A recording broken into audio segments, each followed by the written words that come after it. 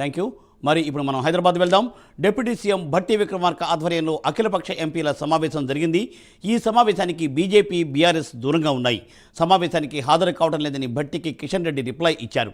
ఎంపీల సమావేశానికి ఎంఐఎం హాజరైంది. 28 ప్రధాన అంశాలపై నేతలు చర్చించారు. పార్లమెంటులో మాట్లాడాల్సిన అంశాలు, రాష్ట్రానికి రావాల్సిన నిధులపై భట్టి విక్రమార్క బుక్ ఇచ్చారు. దీనిపై ఎక్స్క్లూజివ్ ఫీల్డ్ రిపోర్ట్ హజీం అందిస్తారు. అజీం.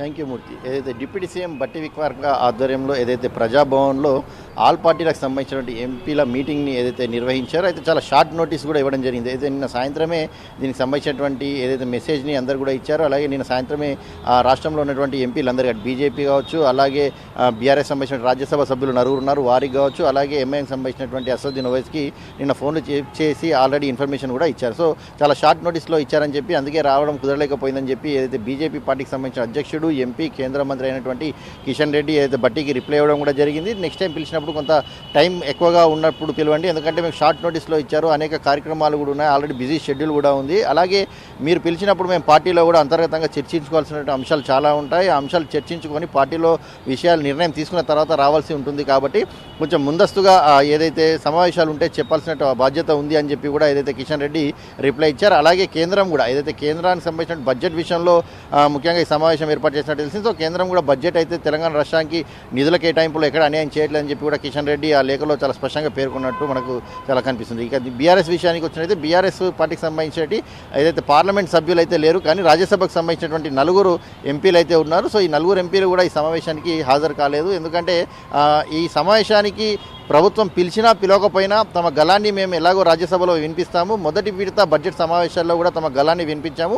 రెండో విడత బడ్జెట్ సమావేశాల్లో కూడా ఖచ్చితంగా తమ గళాన్ని వినిపిస్తాము. రాష్ట్రానికి కావాల్సిన నిధులకు సంబంధించినటువంటి అంశాలపై ఖచ్చితంగా కేంద్ర ప్రభుత్వాన్ని నిలదీసి అడుగుతాము. పెండింగ్ ప్రాజెక్టులకు సంబంధించిన అంశం కావచ్చు, ఇలా అనేక అంశాలపై కూడా మేము ఖచ్చితంగా ఢిల్లీలో పోరాటం చేస్తామని చెప్పి రాజ్యసభకు సంబంధించినటువంటి అభ్యర్థి సురేష్ రెడ్డి కూడా ఏదైతే ఫోన్ ద్వారా తెలపడం కూడా జరిగింది. సో మనం చూసినట్టయితే ఏదైతే ఎంపీల ఆల్ పార్టీ ఎంపీల సమావేశానికి అటు బీఆర్ఎస్, బీజేపీ రెండు పార్టీలు కూడా దూరంగా ఉన్నాయి. సో కేవలం ఎంఐఎంకి సంబంధించినటువంటి అసదుద్దీన్ ఓవైసీ అయితే ఈ సమావేశానికి హాజరయ్యారు. సమావేశంలో కూడా భట్టి విక్రమార్క చెప్పినటువంటి అంశాలపై కూడా చాలా సానుకూలంగా స్పందించినట్టు కూడా మనకు తెలుస్తుంది. ఏదైతే మాట్లాడే అంశాలు ఏవైతే ఉన్నాయంటే రాష్ట్రానికి గత 10 ఏళ్ల నుంచి రావాల్సినటువంటి నిధులు కావచ్చు, ప్రాజెక్టులు కావచ్చు, అలాగే ఏదైతే ఏపీ విభజన చట్టం ఏదైతే ఉందో దానికి సంబంధించిన దాంట్లో పొందుపరిచిన అంశాలు రావాల్సిన అంశాలు ఏవైతే ఉన్నాయి, అంశాలపై కూడా చాలా క్లారిటీగా భట్టి విక్రమార్క చెప్పారు. సో ఖచ్చితంగా ఈ అంశాలపై నేను కూడా ఢిల్లీ లెవెల్లో కాంగ్రెస్ పార్టీ నాయకులతో మాట్లాడి, అలాగే ఇతర పార్టీల నాయకులతో మాట్లాడి కూడా ఈ అంశాలన్నింటినీ కూడా తెలంగాణ రాష్ట్రానికి రావాల్సిన నిధుల విషయంలో ఖచ్చితంగా నేనైతే పార్లమెంట్లో ప్రస్తావించానని చెప్పి అసదుద్దీన్ ఓవైసీ కూడా చెప్పినట్టు మనకు తెలుసు. సో మనం చూస్తున్నాం గత